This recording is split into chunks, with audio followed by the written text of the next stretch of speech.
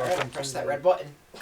Alright, and welcome to another episode of the Comics Brew and Chew podcast. Today, we're brewing, not chewing, because... Possibly choose after. Maybe choose after. Please?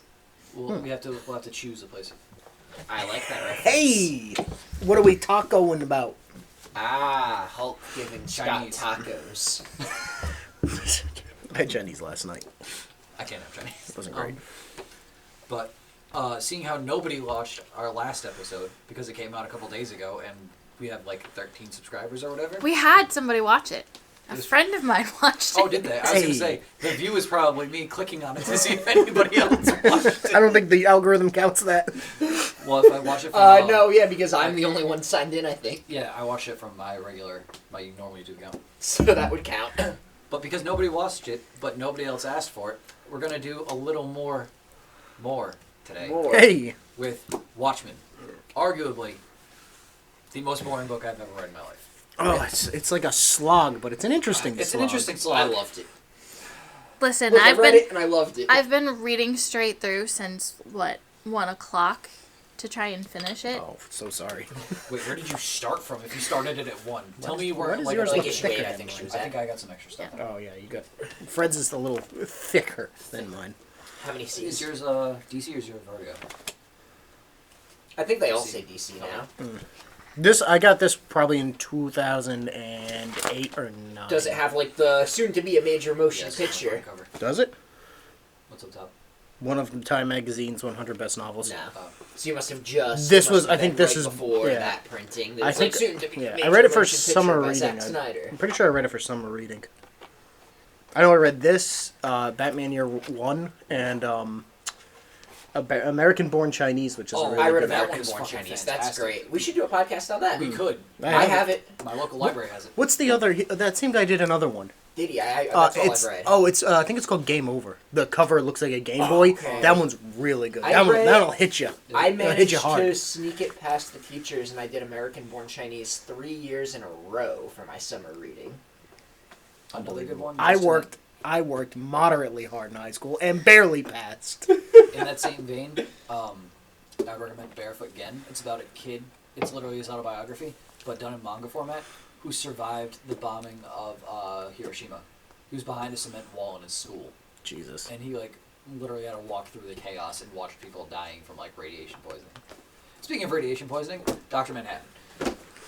What a fucking segue. It's like we wrote this. Talk about blue balls, am I right? Not unless you're out. Not if you're a night owl. So we're gonna preface this real quick. We're probably not going to touch on the series currently airing on HBO. No, because only Amanda and I are Yeah. up to date in it. But that's the reason we're talking about it, because we want you guys to cash Yeah, in on it. we want it to be. We want We're it. topical. Yeah, We we're missed Joker by a a lot. I mean, You know what, guys? We're trying here. it's gonna stay in theaters though because Yeah, of the I mean- Oscar buzz. We got Joker released as it's close to hitting $1 billion. So I had we planned that. I had something spoiled from the movie for me today. Yeah. Someone mentioned it to me at work. Yeah. So I had something spoiled. Yeah. Not something big, but something spoiled. I don't care. Yeah. He mentions that at the end of spoilers for Joker. At the end of the movie, he shoots what's his name, the TV show host. Oh, Yes. De Niro? Yeah, he shoots De Okay, Niro. I knew that. Yeah. I think it's in one of the trailers. It's, Or is it- I don't or think is it it implied? is. It's pretty implied. Like Yeah. when you see Joker on a talk show, Oh, no, if you read any Batman and you see Joker on a talk show, you're like, ooh, I think Dark I've Knight seen. Returns. Yeah. I I also know the Waynes are in it. There's Oh, hi Waynes. The Waynes, that was never a secret though. Yeah. Thomas Wayne is a big character. And you're not gonna cast Thomas Wayne and not put a bullet through his head. what was it What is this? Someone did the De Niro scene, but they made it into the Eric Andre meme. Oh. I was like, why would you do this? But it was Why are you Joker. booing me? I'm right. Speaking of lots of right-wing characters in Watchmen. Oh, Good yeah. segue. Okay, so we were talking about the fact I hate how they made the show political. we have Oh no! mention the fact we have brews in this. Most of us are having Jamaican Me Happies, and somehow Tom just drained one like it was a fucking leaky Yes. sink. I'm drinking the Shipyard Fireberry yerba mate infused thing. It's not great. It's not Jamaican me happy. It's Jamaican me like wish I was done with the drink. Well, we got a Jamaican for you here, and I'll guess I'm just taking that one home. I have plenty of beer in the Jamaican in my fridge over there. So, I got some blueberries. I had some sours, some Budweisers if I'm feeling boring. Dr. Manhattan Hey. blueberries. I have Johnny Walker White Walker. Still have that. I really. How was that? It's not terrible. It's just I Yeah. don't drink bourbon very much. I'm thinking when we do an inevitable Friendsgiving, I might make like milkshakes with it. Ooh. Which I'll have to. Which, if you've ever had bourbon in a vanilla milkshake, it's fucking And I Doing delicious. Friendsgiving. Yeah, we gotta figure out a date for that. I intended to bring those pies today too, but I didn't have a chance to make them. Oh, I apologize. So I know certain people in this room, mostly John, we're looking forward to those pies. But no cheese today. no choose today. Also, it's just a pain trying to come from work and have like Yeah. a rack of alcoholic infused pies. What do you I, mean? granted, I could keep them in my car where we are at. It's been like 17 to 30 degrees all day. It's so cold. They'd be perfectly chilled, and John and I could have warmed up with the hits of Fireball being in the refrigerator all day. But, Today, it's so cold it's supposed to break records. I was shocked when I got out of work yesterday and it was snowing. Yeah, I couldn't believe it. I was cooking and I was like seeing it just start to accumulate the snow.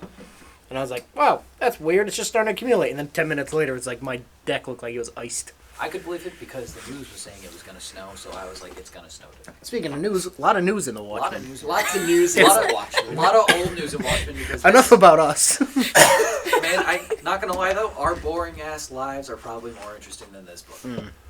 I mean, So not gonna disagree. Not gonna lie, I think 3/4 of this quartet will shit on this book for the majority of the time. I mean, I won't. I can appreciate it. It I- is a very well written book. It's just it's the Silmarillion of fucking comic books. I just Yeah. didn't think it was gonna end. actually, I would actually really like to read the Silmarillion. The Silmarillion's great. I read it last year. Of course you did. That's why you didn't I have it. It's why you didn't finish any of the books we were supposed to read last year. I mean, you I have a did The point. Hobbit, which I've read a million times, our three Lord of the Oh, sorry. Rings, and the Silmarillion. Right, but did you read the cumulative 2 other movies worth of Hobbit material that wasn't I there? haven't finished watching It's the hard Hobbit to movies. believe you have a girlfriend. Now I'm gonna go play Magic, so, Yeah, Tom plays magic. God. Insert foot, open mouth, insert foot. But yeah, so I guess I stand alone in this. I absolutely loved Watchmen. Fred, you lead the podcast. Take away where you want to kickstart this discussion, so then I could just yell at you. For Well, going on the forward. topic of lightning, and not to hijack this from Fred, Go ahead and take it. I've read this 4 times, Yep. and I've liked it. I've liked it less and less every time. The first time, I loved it. I was like, Yep. "Oh my god, that's so cool." I'm a stupid kid. I don't really understand Rorschach politics. is Yeah, and then like badass. reading it more and more, now I'm like, "Oh wow, this is really like." I didn't read the subtext because it wasn't sticking out to me. I did, yeah. I'm like, oh, I I had no understanding of world history. That's why I'm glad I put it off for so long and read it for the first time. When you can understand at, it. now at Yeah. 25. It would have been a All that life very experience. different... No, but I'm just saying, it would have been a very different experience if I read this at 15 yeah, that's when than I read reading it. it now. Like, if I read it 10 years ago when the friggin' Snyder movie was coming out...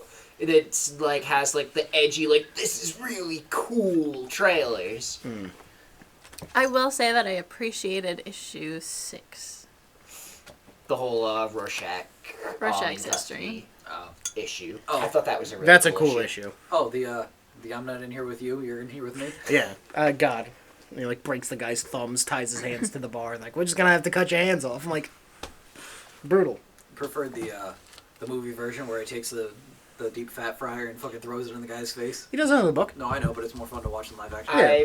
I never watched the movie. The movie, Can confirm. It's almost like this. because we're not going to touch on the TV show, we will kind of brush up on the We have movie. to talk about the movie because it's the frame of reference for most of us knowing what Watchmen is. Yeah, the movie leaves out The whole ending the is Black changed. Freighter. The ending is Well, changed. doesn't the super weird extended edition Yes. add in the Black Freighter? As Yes, an it's an thing? animated segment with Gerard Gerard Butler. Butler. Yeah, and it's like weird. That movie is too long to fucking have bonus features, and it does. Because from what I understand, Snyder plays it super close to the material until he does the super Yeah. divergence in the third He act. skips. My memory might be failing me, but don't remember Ozymandias trying to kill Dr. Manhattan at the end in the movie, but it's been a while. He does. Like, you know, he walks and makes him walk between the mirror thing, and he, like, pulls the lever, and he's like, ha-ha, and then because he's like... in the movie, from what I've heard, instead of the fake alien attack, It's just It's just nukes. framing Manhattan, right? Yeah, it's just nukes. And then I don't know, I feel like you lose a lot of the power of the ending when you drop that. And plus, because he drops that, he also drops that subplot of the author of the Black Freighter, author and the other people which disappearing. at that point, sure, the Black Freighter has a lot of interesting parallels to the story, but you lose the direct connection by not having the character as the author as part of the narrative. Yeah. I don't know. I more and more being caught up with the show on HBO right now, and having read the book, I appreciate that it took the material and is doing its own contemporary thing that fully takes advantage of a TV setting, of a TV structure, because I don't think a direct adaptation of Watchmen can ever work. I think it's so ingrained in the comic book medium, in its era, in its own structure. I don't think that it's a narrative that can transfer to another medium. Maybe because it's written by a guy who's so jaded and disfavored by the comic book society that he took and wrote the greatest deconstruction of the comic book medium as a whole and put it on page. Yeah. And now hates that if anybody tries to adapt it. He hated the fact that Snyder did it, and he hates the fact that they're doing it on HBO. This is not meant to be other mediums. This is to be a critique of comic books by a comic book author. That's why, and I fully get and respect that, but I supposed to appreciate use real characters. Yeah, I appreciate that the show, in the way that this is a critique of comic books and what was going on politically at the time, the show is very much a critique of modern day prestige television, while also doing something different with the politics of this time. But it also completely subverts and destroys the entire meaning of this book. How so? Because this book is not meant to be continued or changed or adapted in any way. Yeah. It is supposed to be to that point, what I say is that you're absolutely right. That is not Moore's intention with the material. But at the same time, it's somebody using the material with something that I consider actually valid to say, and not so much a shitty before Watchmen or Doomsday Clock type thing, where it's wouldn't it be cool to see Rorschach years before? Wouldn't it be cool to see Superman fight Dr. Manhattan? Yeah, that was something they did, right? The Doomsday Clock that's been going for 2.5 years. It's still going? Yeah, because it keeps getting hit with delays. Oh my god. They've just said the final issue should be out soon. Nobody knows how it's going to end. And at this point, nobody cares because they're so far past any point in connected. So it's just is it a new universe? At the end of the book, Dr. Manhattan's last comment is about how he might go make some people because he finds them interesting. I think the implication is that he created the DC universe. Oh god. Nobody's sure of that because nobody knows what's going on. Oh, that's awful. And it's building up to some confrontation between him and Superman or something, and I don't know. What I've seen of the before Watchmen stuff looked like garbage. The what only I've seen of worthwhile one was the Darwin Cook series because Darwin Cook is actually a good author. Who did he do? I don't remember because the only one people care about is the Brian Azzarello comedian and Rorschach book because he's a dark gritty author. Let me write. Comedian and Rorschach was a single book. He wrote both of them. Oh, okay. And usually when they collected them, they put would put those two together. All of them came two characters. Yep. And they did those two together because it's the same author. But the cool one was Joe Jr. and Andy Kubrick. The Kubrick family, they all are comic book artists. They have a school in New Jersey called the Kubrick School. They all worked on, I think, The Night Owl, which is essentially getting everybody to work on a Batman book. Granted, Night Owl is based off of Blue Beetle, but that's a different thing. Because all the characters in Watchmen are based off the Charleston characters who DC acquired. Yeah. Kind of like how they acquired Shazam from Fawcett Comics. Yeah. Oh, I didn't know that was the case with Shazam, actually. Yeah. He was created as a direct competitor to Superman. DC went, he's too similar, and he's outselling Superman. Yeah. So we're going to sue you guys and take your character, which is why Shazam lives in Fawcett City. They at least give him credit for that. Yeah. I'm not sure if you guys how true this is, but I was once told that Elvis wore a Thunderbolt because he was a big fan of Shazam. I believe I've heard that. And that's where his mini cape came from too. That's cool. Elvis was a real big fan of Shazam, and he took inspiration in a lot of his clothing from that. You might have to fact check me on that, but that's what I was under the impression. I think I heard that from an interview with Zachary Levi when he was talking about doing press for the movie. Okay.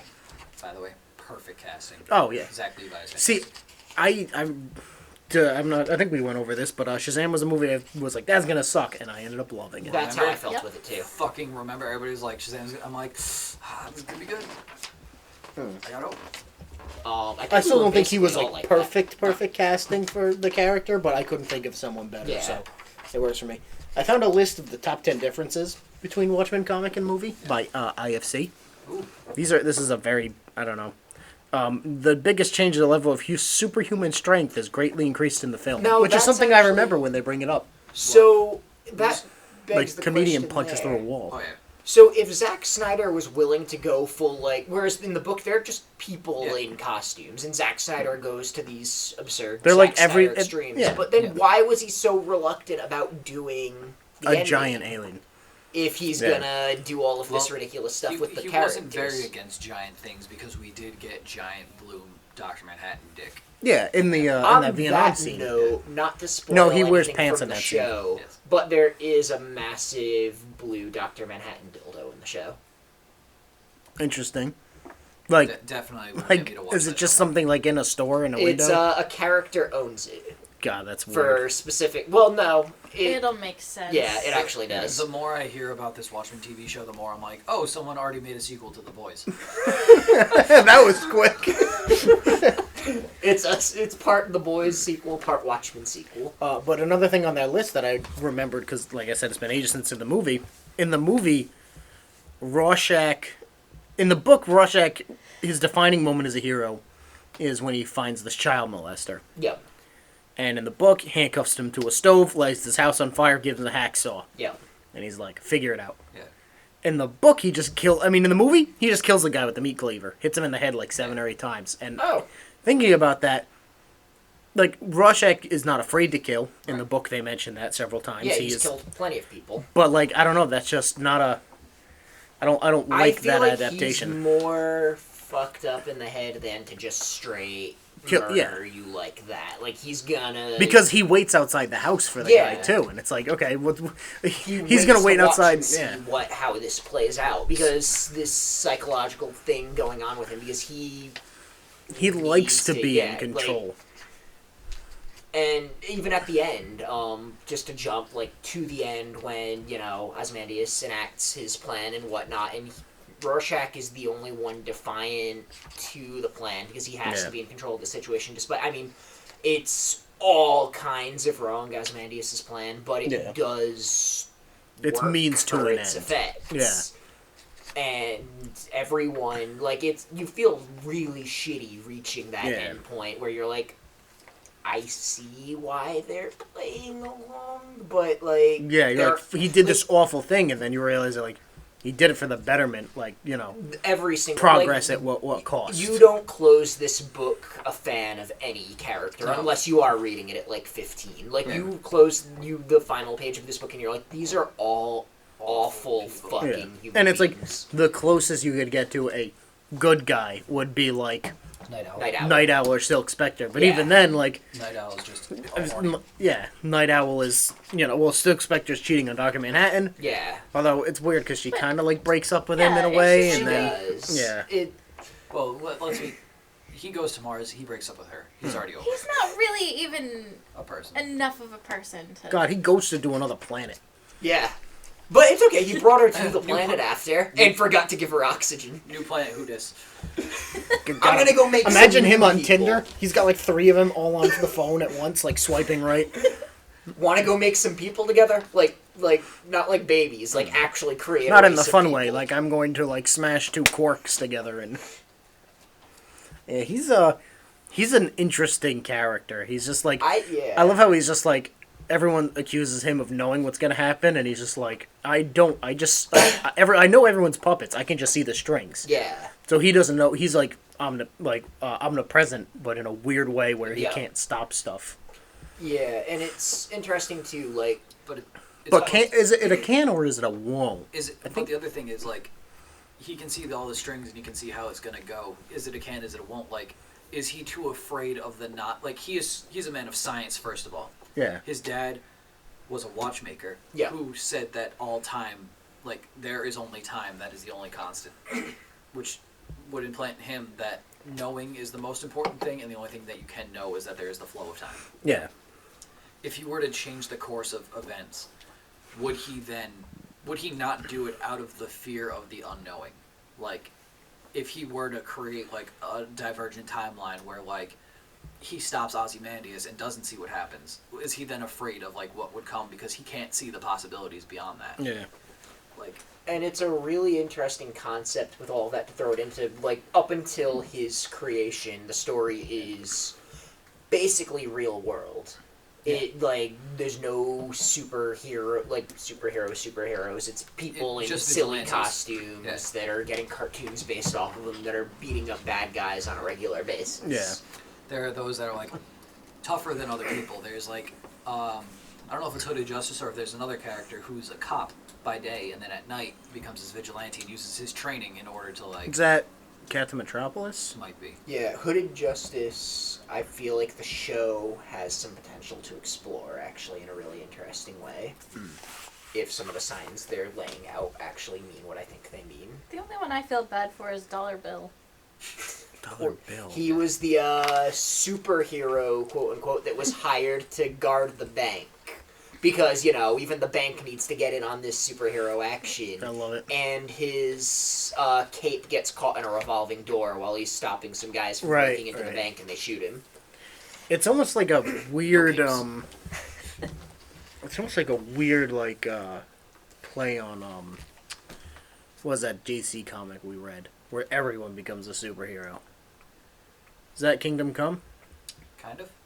I mean, just like, because in this, like, there's so many superheroes to the point where people aren't obsessed with them anymore. It's kind of like Martin Scorsese's dream. Hey! No, just because there's a Marvel book where there's a universe where everybody gets powers. And, is there? Yeah, it's called Earth X. Turns out everybody's Inhumans. Oh, boy. And this was before Marvel was doing the big Inhuman push. This was back in, like, the early 90s. What do you mean, one human push? That died real quick. Yeah, no, like, this is a really cool, like, you could do a character deconstruction on every single member of the core Watchmen team. Rorschach is such a badass. Yeah. And, like, he is a badass, but he's also, like, a scumbag. Yeah, no, the number of people that came up to me, or I know one person in particular at work came up to me and was like, two stories. One person at work was like, yo, Rorschach's alive in the show, and I was like, that's literally fucking impossible. And he was not. atomized at the end. Yeah. No, this is a person that has no context for, like, the show or the movie. They're just, like, repeating what they hear. The other guy was like, why are they using Rorschach to portray, like, the bad guys in the show? I thought he was a good guy. And I was like, that's where you're wrong. Because if you only have, like, especially the movie to go off of, the movie portrays him as, like, John Q. action star, the cool thing that breaks up the rest of that melodrama of a movie. Yeah. Outside of the time Spectre and fucking Night Owl kicking the crap out of everybody and, like, ripping people's arms off. Yeah.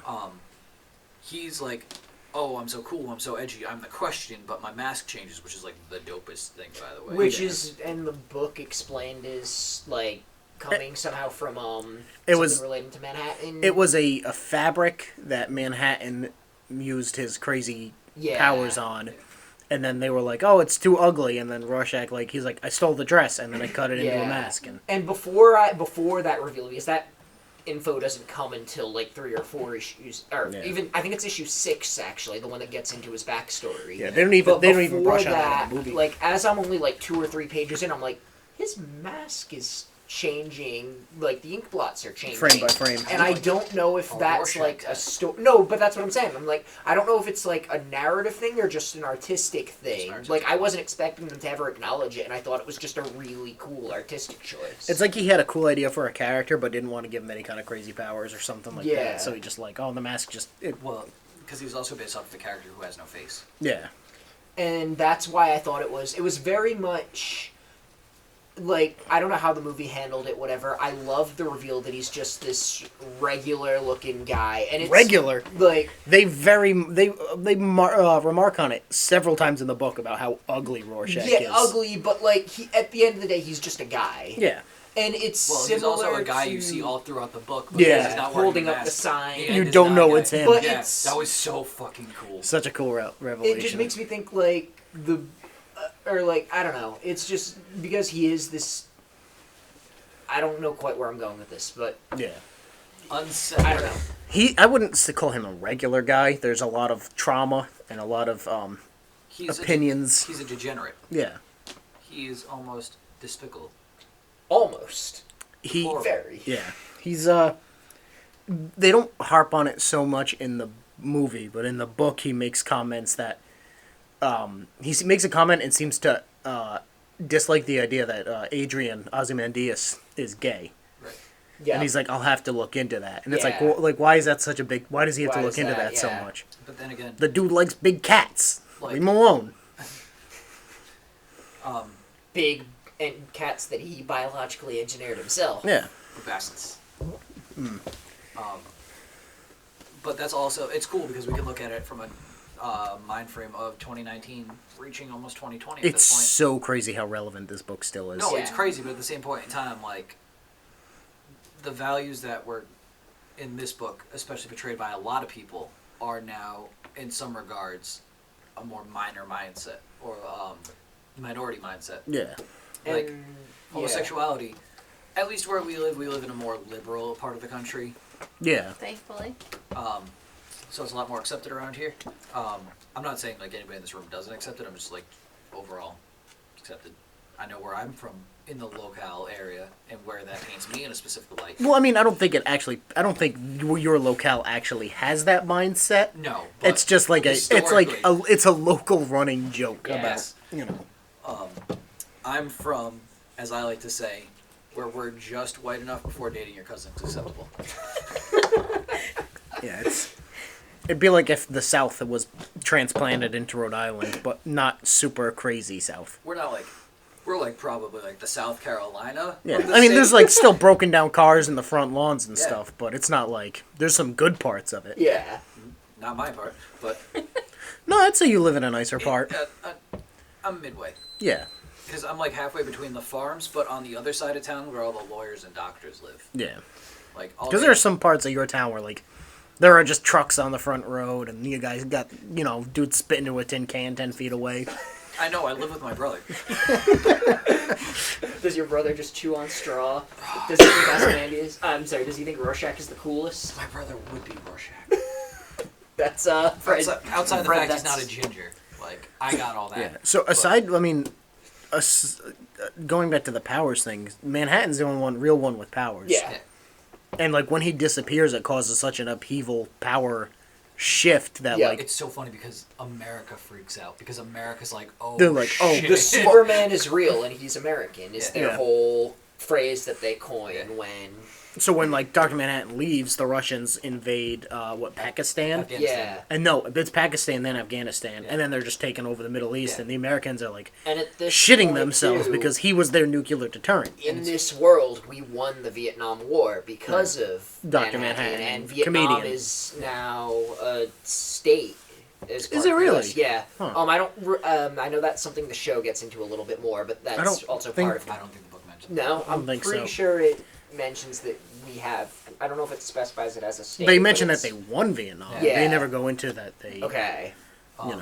It's funny because this came out like 86-ish. Yeah. So 2-3 years later, before Russia would be the Russian invasion of Afghanistan, which would help fuck them up so hard. Yeah. It's... I just watched Tom Wilson's War again a couple weeks ago, which is fucking fantastic. Mm-hmm. Watching Tom Hanks sell stingers to Afghanistan. What else is I'm trying to like hit other points in the book because like it's very much a hard book to talk about because nothing fucking happens in this book. See, it's a lot of talking. Yeah, but it's all I don't know. I found that all super interesting. Like I never got bored. Every time I finished an issue, I wanted to jump. No, I started out so hopeful. Like so, I read this a while ago when I was a kid. And then I think I owned it, and then I think I lost it, or whatever. Like, no, I borrowed it from the library. That's what it was. Back in the day, before I had the financial stability in order to fund my habits for reading comic books, I used to read whatever the library had. And they had this one, and it had the big smiley face on it. And I was like, yo, reading it. I read it. I don't know what the fuck happened to the book. but I was like, this sucked because there's a lot of talking and like nobody punching each other. So then I picked it up this year because I knew we were gonna have to talk about it on the podcast because I know certain people were super excited that there was a TV show coming out. And I was like, you know what? I'm gonna read it again. I've watched the movie, so I at least know what happens. I can get behind it. I read it. Started out super hopeful. This book comes with supplemental materials in each issue. There are excerpts from books that don't exist. There are newspaper clippings. There is everything. I read the first probably 4 issues of everything, and then I stopped with the supplementals. Oh, see, that stuff enhances it so much. I didn't read that either. I stopped with the supplementals, and I just kept going with the book. I even tried to pay attention to the Black Freighter again, and that I dropped off of. I'm like, but you're missing some of the best parts if you skip that stuff. I didn't skip it. I just tried reading it and started glazing over because I'm sitting in my car before work reading fucking Watchmen. So, to dive into the Black Freighter is a very interesting thing. It was something I didn't pay attention to like the first 3 times I read it. I watched 4 different podcasts talking about this book and tried to pay attention to the Black Freighter, and I just So I found it the most. I actually found myself like looking forward and reading just for the Black Freighter segments more than the actual book. Yeah, I thought the Black Freighter stuff, I think it's just a cool story within the story, but it does a lot that enhances. It foreshadows the whole Watchmen. But thematically, it's kind of Watchmen boiled into a few pages of like really stylized, interesting material. I was reading to watch John Q. action star Rorschach himself beat I'm people sorry, up, Frey. and I got that every once in a while, so I was happy with that. Yeah. But that's what I was looking for in this book. But Black Freighter's about a marooned. He's not a pirate. He's like a seaman. Yeah. And He makes a raft into the people. yeah, pirates attack him, and he ends up marooned on an island with all the dead bodies. And he's like hell bent on that. This idea that this freighter was gonna then go attack his home port, kill his wife, everyone he knows there, and this sense of like having to do the to like protect the home port. He like goes mad in this way to get back to Davis Port, I think it's called. So he builds a raft out of the dead men from his ship. Yeah. You get attacked by sharks. And he gets attacked by sharks. He's like eating birds and drinking salt water. Yeah. And just to get back to Davisport. And then when he finally gets back, he's like so hell bent. Like he's like, the pirates are there. The pirates, I beat them. They beat me there. It's all. He sees 2 people from his town, and they're like on the beach, just going for a stroll. Yeah. And he ends up killing both. He ends up killing both of them. Thinking they're informants. Thinking that they're in league with the pirates, and he's like, oh my god. So he kills them. He dresses up as the guy. He puts the dead woman he kills on a horse, leads it into town, and he sees like a pirate sentry, and he's like, "Oh, pirate sentry, he's not worried about us coming back soon." Yeah. It's a scarecrow. Yeah. He's so paranoid about this idea that he's like engulfed in it. And he gets home. He goes to his house, and he like attacks someone in his house, and he thinks it's a pirate. It's his wife.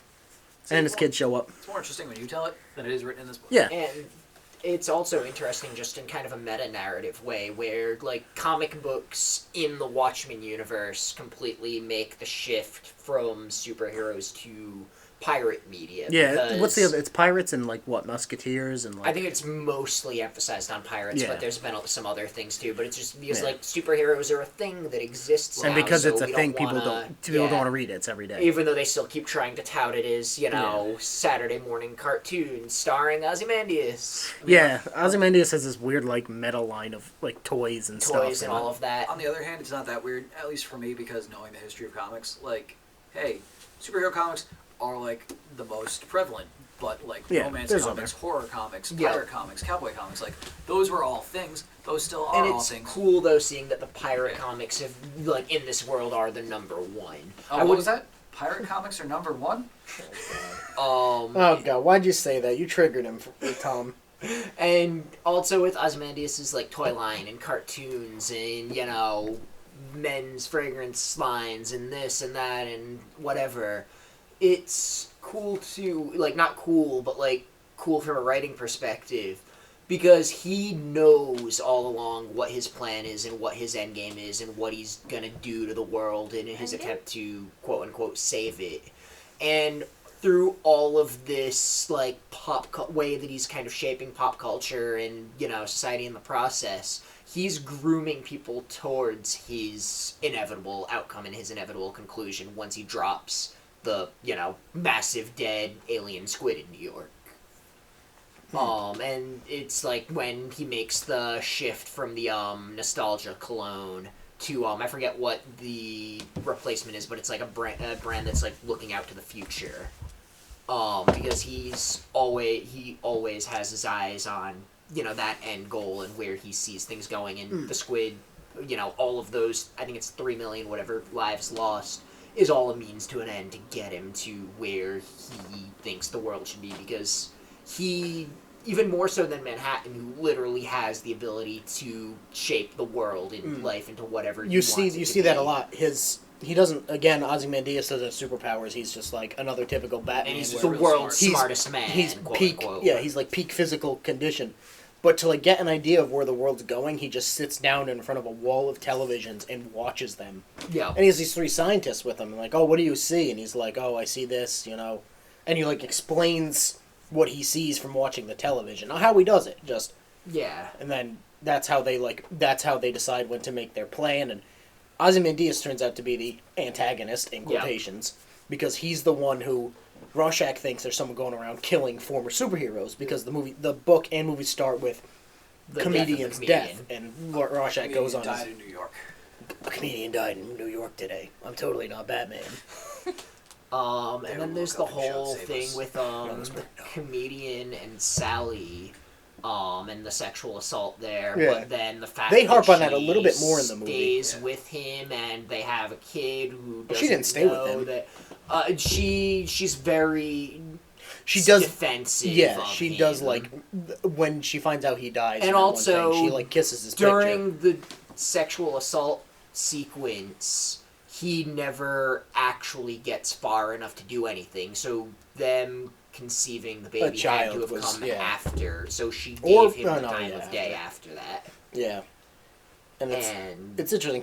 Comedian is like, what if Captain America was the Joker but evil? Nobody in this book is a good person. No, they're all pieces of shit. The closest to being a decent person is Night Owl, and even him is... Yeah. Like, he comes closest. He's kind of a pervert, yeah.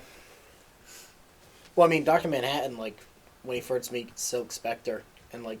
She's like 16. Yeah, she's like 16.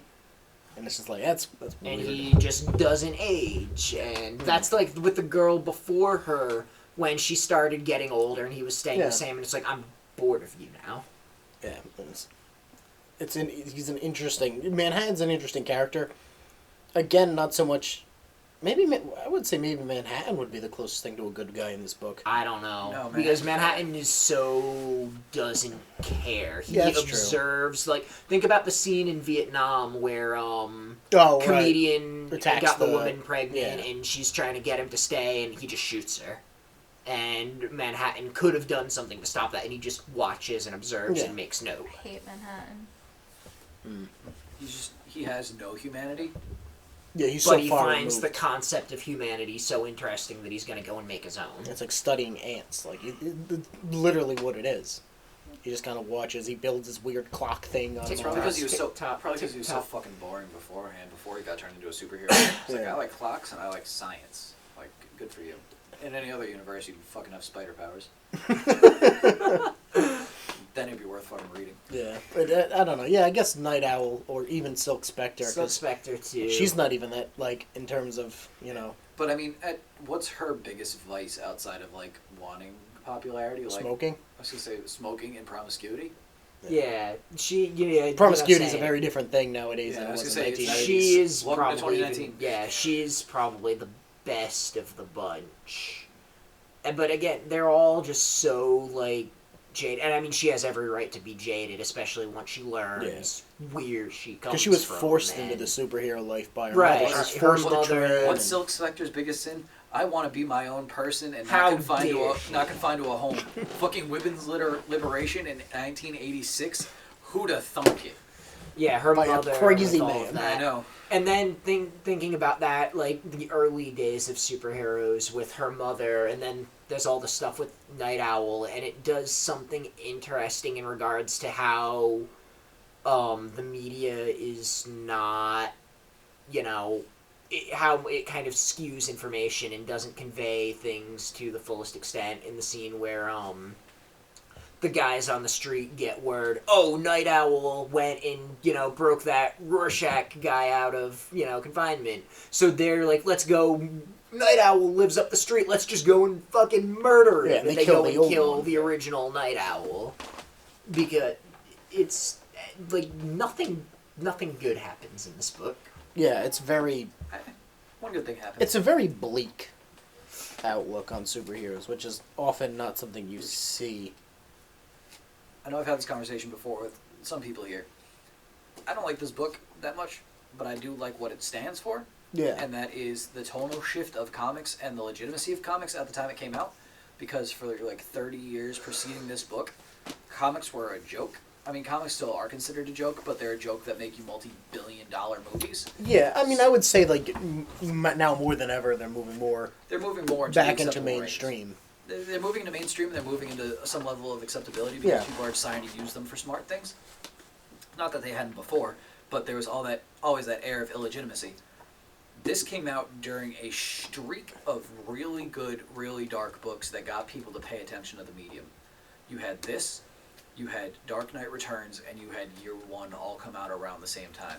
Granted, two were by the same author, but they were darker books that got people to realize that comic books could be something, because the Comics Code Authority had all but snipped the balls off of comic books since the 1950s, if not earlier. Definitely earlier than that, probably the late 40s. But Watchmen, and those two Batman books, plus other books that Marvel would put out around the same time, or eventually a little later, and the same thing with DC, brought comic books back into the mainstream as like a serious thing that you could go through, and then the 90s fucking ruined everything because with all of the Rob Liefeld. Yeah, because Marvel went bankrupt, and then Image came out. Image is a good thing for the industry. It created some great, but Image now is more. Image now is definitely much relevant and important than Image then. Except for the fact that Spawn just hit its 302nd issue. I'm sorry. And they're working on a movie again. Oh god. Which, when Spawn the movie comes out, we are reading Spawn because I own most of it. Oh no. Oh boy, McFarlane. Oh no. I always love someone's name followed by McFarlane. There is not a bad McFarlane. What do you mean? Family Guy loves Rhode Island. The only McFarlane thing I liked was when Todd McFarlane got the license for the Halo figures. Oh yeah, that McFarlane did the Halo 3 toys. Well, he did Halo 3 through 5, and then they gave it to Hasbro, and yuck. No local company. No, Mattel, sorry. Yeah, Mattel has it. Mattel and Mega Bloks, not Lego. Well, Mattel is Mega, and Mattel fall under the same brand, yeah. It's not Mega Bloks anymore, Tom. It's Mega Constructs. God. I hate it. But yeah, I don't know. I guess I'm alone in that I genuinely through and through love the book. I don't hate it. Yeah. I don't enjoy it. It looks very nice on a shelf. Yes. And, you know, when people see it, they go, "Oh, Watchmen." That's like a very. It's like keeping like a very expensive brand of alcohol on a shelf. Yeah. You don't like it, but like people see that now. Ooh, he has taste. Or you have he's refined. You have like a decent book on like your coffee table in the living room, so you give off the air that like. Yep. I'm very well read. Like you keep like. Not a book I would leave on a coffee table. No, not this. I mean, I have coffee table books. I would not leave Watchmen amongst the ones I have. No, but I mean, like, you want leave someone out, open like, up to a page and see the big blue penis. Come on. Like you leave out, like, fucking, like, some philosophical shit or, like, some Shakespeare out, and they're like, this man is very, like... Refined. This is your refinement in comic book form, and it just so happens it waves around its giant blue penis. Yeah, it's very much like, it's almost like, you know, what was a book, like Romeo and Juliet. Yeah. Everyone read Romeo and Juliet in high school. Did everyone like it? Torture? Nope. Hell no. Was Prince of Cats good? Yes. Romeo and Juliet is the one Shakespeare thing I've read that I didn't like. Oh, well, I mean, you know, people... Clearly you haven't seen the movie with Leonardo DiCaprio. I have, actually. That movie is fucking solid. Yeah, I don't know, like, this is a book that's in my collection, and I'm just like, you know, I'd let people borrow it, but if I didn't get it back, I'd be like, oh well. Most of the books I own. Yeah, well, Fred, you're a library, so... Most of the comic books I have, yeah, I'd be like, oh, I mean, that's Fred, not do mine. you know how many piles? Do you know how many piles of your stuff is building up in my room? Probably about equal to the amount of piles I have in my room of my own stuff. But you have your room's worth of comics and my room's worth of your comics. Plus whatever John has, plus Yeah, whatever Amanda has. Literally, I could go and grab a stack that'd probably be 2 inches tall of all the comics that I bought, and then everything else would be Fred's. Imagine one day Fred's just gonna get it all back at once. The cops, the comic book cops are gonna come. They're like, "This is a repo," and they're gonna take my whole shelf. I'll be like, "Wait, no! I wouldn't have room for them all. Watchmen and Batman Year One are mine, and just those two." I'd be like, "Please give him back his Watchmen. I don't need more." No, really, it's I have Watchmen, I have Batman Year One, Iron Fist by a fraction. But you gave that to me, but I wouldn't give that back because I like that one too much. I wouldn't take that one back. And then I have some Halo stuff, some Godzilla stuff, some Star Wars stuff, and then the Overwatch comic compendium, and that'd be it. That'd be my stack of stuff Fred hasn't given me. So is this us winding down This is from us Watchmen winding discussion? So I'm gonna have just.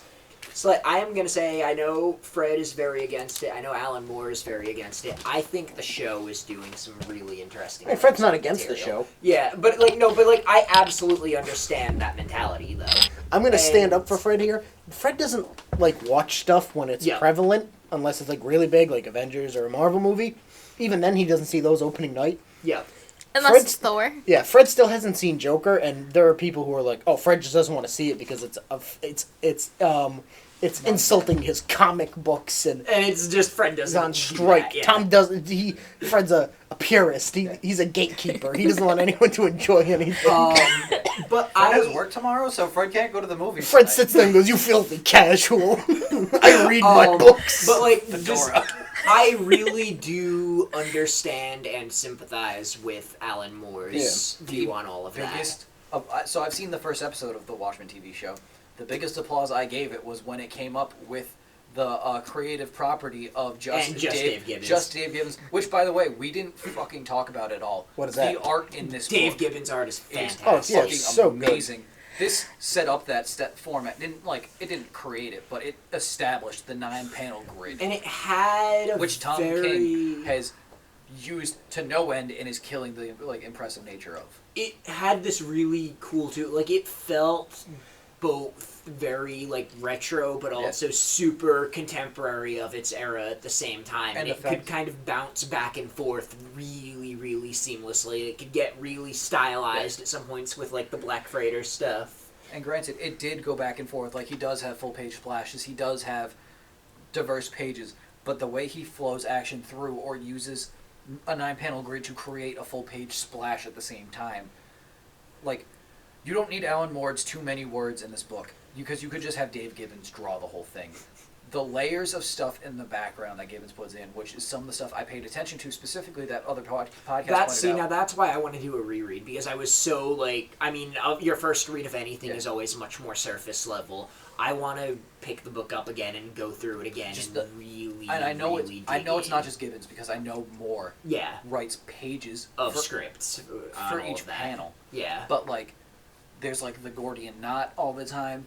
There's Ozymandias, when he wins, is also crucifying himself with the imagery in the background. There is just a lot to this book that you can't unpack, especially if you're 4 20-something-year-old schlubs hanging out, drinking, and talking about comics. There's a lot of stuff I can accomplish with beer and just sitting around, but talking about Watchmen is not one of them.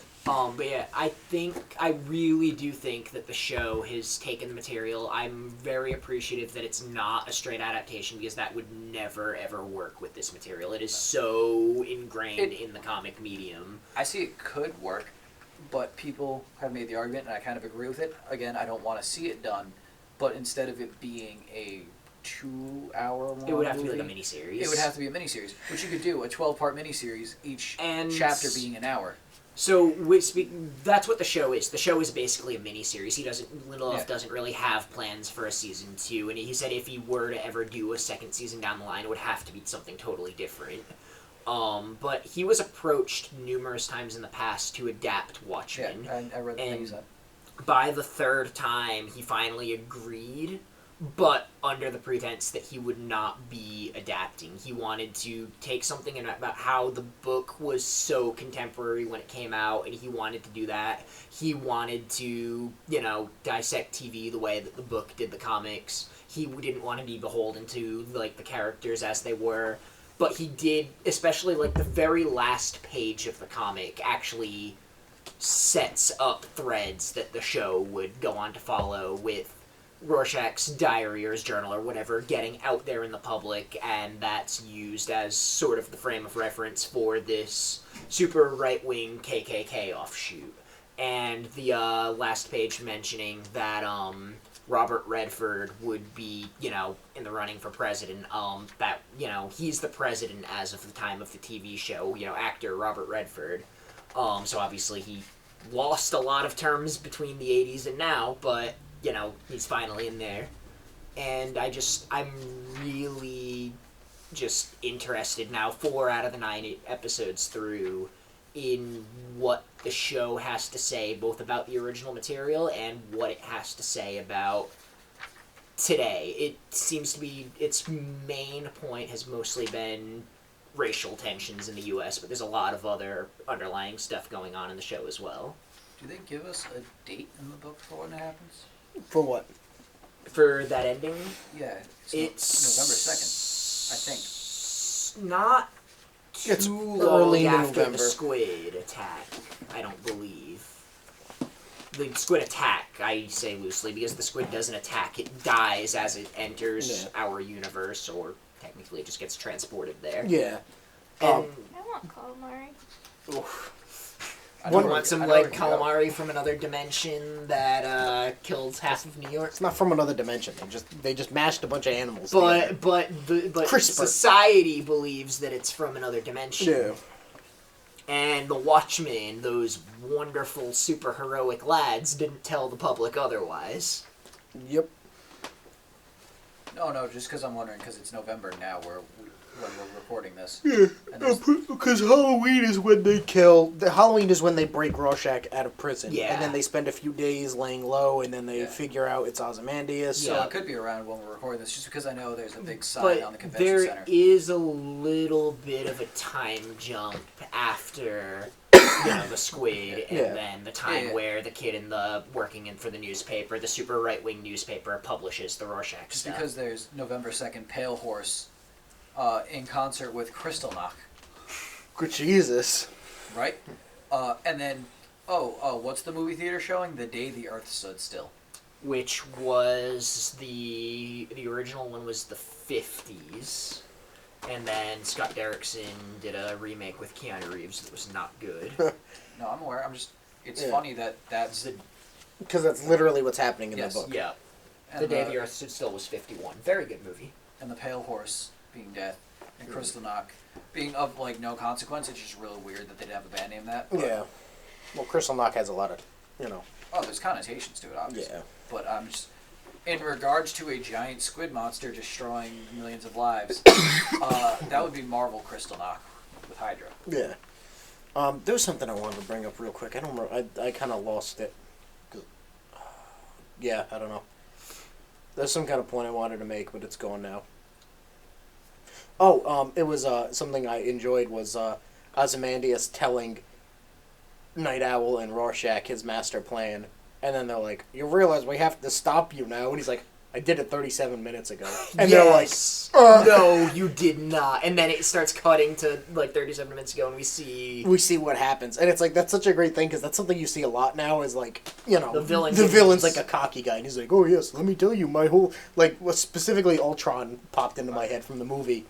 Where it's like, "Oh yes, let me explain to you my master plan," and then he attacks Tony Stark and doesn't tell him, and that's such like a thing that you see like people do, in like a comedic sense. But in this book, he's just like, "Yeah, I already did it. You guys are late. Yeah. Maybe you guys shouldn't have rode your fucking segways halfway across Antarctica to stop me, and just flown your owl ship here." The owl ship and a lot of that other Night Owl tech too is actually, and just to get into one other little thing with the show, and the mentality that the show takes with the stuff. All of Night Owl's old tech has been appropriated by modern day police force. They have owl ships and they have his goggles and whatnot. Well, I mean, and they're all hidden behind masks, and it does a lot of that in really interesting ways. I mean, in the book too, like in the what takes place in the 80s or they have electric vehicles. And they live a lot better than well, for the most part, technologically. They like, and a lot of that is due to Manhattan. Yeah, but he also couldn't wave. He also couldn't. Alan Moore couldn't predict stuff like the internet and cell phones. Yeah. It's like a weird retro futuristic sci-fi, which I always love. Retro future. Oh, it's so funny. But yeah, does that call it a day? I think that's Watchmen? it for Watchmen. I think that is it for Watchmen, seeing how we have drained. Well, everybody else caught up to Tom with their beverages. We have no snacks. But yeah, that has been it for Watchmen, a very divisive book amongst the group. Normally I'd ask everybody to rate the book, but I know it's going to like be on opposite. It's going to bookend choices for the most part. But yeah, so thank you for listening to another episode. I'm glad we finally got a couple of these out. It's been a while. This is one we've been waiting to do for a bit. We were getting ready to do it for the show. Everybody's reading it. It was getting tossed around. I read this over the summer. And it kind of just got pushed to the side with things going on. Yeah. Getting into the holiday season, we'll try to keep going. I think with the holidays coming up, we might be able to get more out. We might be able to get more out, but I don't want to promise anything just because I know how work gets. But next book on the docket is a little late for Halloween. A little late. Very late. But it's the book my favorites. But it's a book we owe somebody. Yes. And it's a book that we've all read in the past, and we were going to talk about it today, but it's been so long since we've all read it, we figure we might as well reread it. We need first. to do it justice. Yes, we need. Oh, we need to do Justice? Snyder's Justice? No, God, no. Witches. Witches. Wytches. Oh, I'm sorry. I didn't. Not to be confused with VVITCE. The Witch. Speaking of Scott Snyder is see the lighthouse. writing Justice League right now. That's why. Who is Snyder? Scott Snyder is writing Justice League. So you guys are getting. Is that your the Snyder cut? They're people are crazy for. Every time someone posts release the Snyder cut, just respond to that. It's just another issue of his book coming out. If he gets a paper cut and he doesn't post it online and be like, "There you go, have it." But yeah, so make sure to follow us on Instagram at comicsbnc. I finally remembered it. And Comics_BNC. Fine. You know, it's going to be written in the description. It'll so be in the just description. click on it. I'm gonna get back to actually updating it once I remember the password. Good job. And we also have our Twitter, also down below, but you can find it at Brew Comics. And our YouTube is right here, so click Yeah. subscribe. Yeah, Plus, we have some other fun stuff coming up. Yeah, like we're getting food at some point. Woo! Not too. But yeah, so thanks, and we will catch you guys again next time. Boom, we got the beat.